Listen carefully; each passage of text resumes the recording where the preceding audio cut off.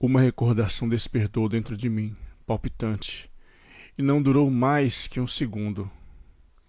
Hermínia, na mesa de um restaurante, entregue inteiramente à conversação, esquecida dos vinhos e da comida, com um olhar terrivelmente sério quando disse que se tornaria minha amante somente para que pudesse morrer por minha mão. Uma pesada onda de angústia e obscuridade inundou meu coração. De súbito ergueu-se outra vez diante de mim. Logo senti no mais íntimo a última chamada do destino. Desesperado, meti a mão no bolso para tirar as figurinhas, para praticar um pouco de mágica e restabelecer a ordem em meu tabuleiro. Mas as figuras já não estavam ali.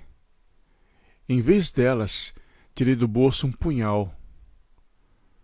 Mortalmente horrorizado, corri pelo corredor, passando diante das portas, e me detive em frente do monumental espelho e olhei bem no fundo dele. Lá dentro estava um formoso lobo da minha altura, sereno, com os olhos inquietos, timidamente a brilhar. Olhou-me vacilante, sorriu um pouco, deixando ver um momento a língua rubra entre o focinho partido. Onde estava Pablo? Onde estava Hermínia? Onde estava o prudente senhor que havia falado com tanto acerto sobre a formação da personalidade?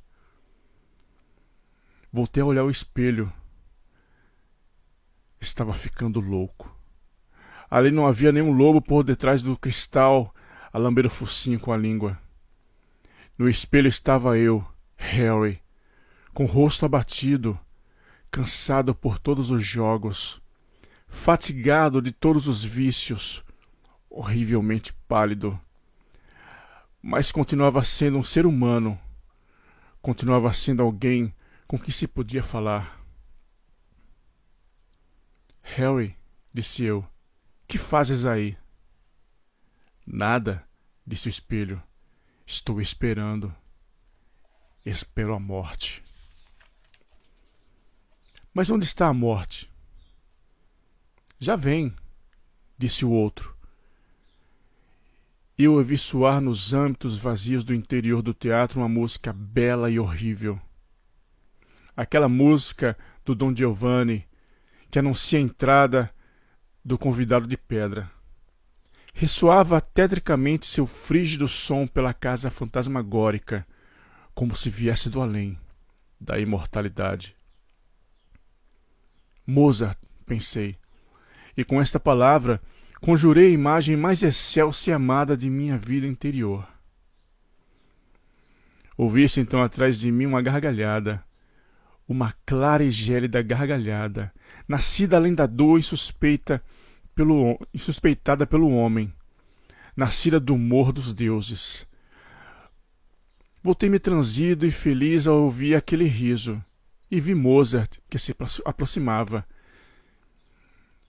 Vi-o passar diante de mim, sorrindo. Dirigiu-se preguiçosamente a uma das portas, abriu-a e entrou. E eu segui ansioso, pois era o Deus da minha juventude. Toda a minha vida fora objeto do amor e veneração a ele. A música continuava tocando. Mozart estava em frente à caixa do teatro, do qual nada se via, pois que estava envolto em trevas. Observe, disse Mozart, que a coisa ainda bem mesmo sem um saxofone, mesmo sem um saxofone. Embora em verdade não queira de forma alguma menosprezar esse formoso instrumento. Onde estamos? Perguntei. No último ato do Dom Giovanni. Leporello está de joelhos. Uma cena soberba e, diga-se, a música também é boa, embora tenha algo muito humano em si. Já se percebe, não obstante, o além, o riso, não? É a melhor música que já escreveu, disse eu solenemente como um mestre-escola. Certamente, depois viria Schubert, Hugo Wolf E não posso esquecer o pobre e magnífico Chopin. O senhor se admira, maestro? Oh, sim. Beethoven também está entre eles. Também é prodigioso. Mas todos, embora admiráveis, têm algo de fragmentário, de dissolução em si. Uma obra de tamanha plenitude e força não voltou a surgir depois de Dom Giovanni. Não se exceda, sorriu Mozart, terrivelmente irônico. O senhor também é músico? Já abandonei o ofício e agora me entrego ao descanso. Só por distração é que, vez por outra, ainda me preocupo com o assunto. Ergueu a mão como se estivesse regendo a orquestra. E uma lua, ou uma pálida constelação, surgiu algures.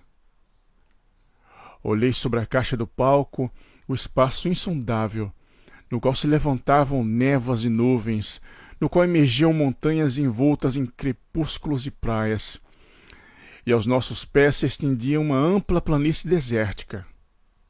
Na planície vimos um ancião de aspecto respeitável, de longa barba e rosto aflito, que conduzia um exército poderoso de uns 10.000 homens, todos vestidos de preto.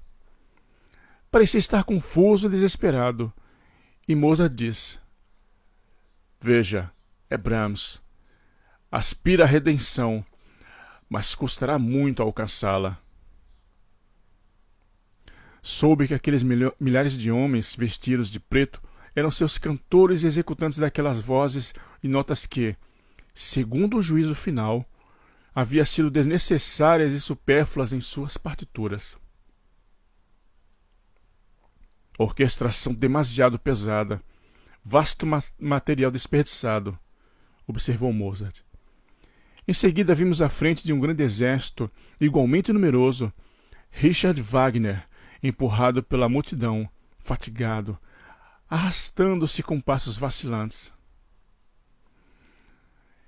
Em minha juventude, observei com tristeza, esses dois músicos eram tidos como os mais extremos contrastes que se podia conceber. Mozart sorriu.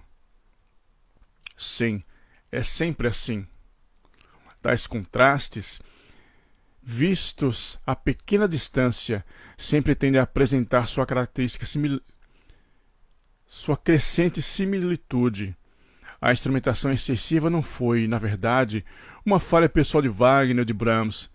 Era um defeito de sua época. Como? E tiveram de pagar tão duramente por isso? Exclamei em tom de protesto. Naturalmente, a lei segue seu curso.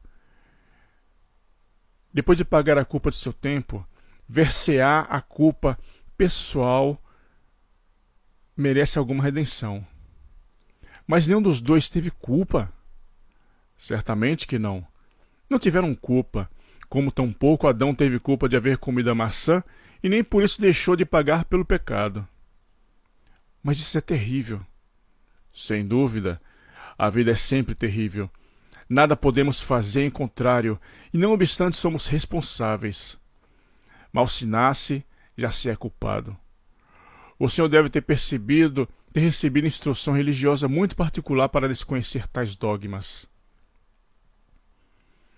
Aquilo fora para mim desilusório. Vi-me a mim mesmo arrastando-me pelo deserto do além, como um peregrino morto de cansaço, carregado com os inúmeros livros inúteis que havia escrito, com todos os artigos e opúsculos que havia publicado, seguido de um exército de leitores que se viram obrigados a tragar tudo aquilo. Meu Deus! E além disso, ali estavam também Adão e a maçã e toda a restante culpa hereditária.